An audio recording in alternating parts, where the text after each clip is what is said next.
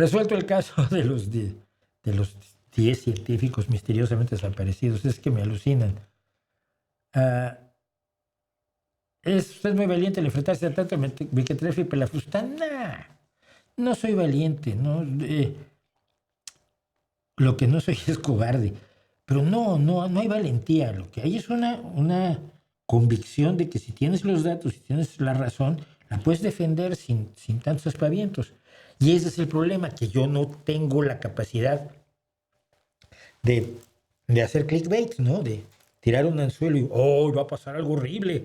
Luego que ya que llegues aquí, jaja, no va a pasar nada horrible, pero ya que te tengo te voy a contar una cosa. No. O sea, me parece deshonesto. Y no nos debemos acostumbrar a la deshonestidad, ni justificarla, ni aplaudirla.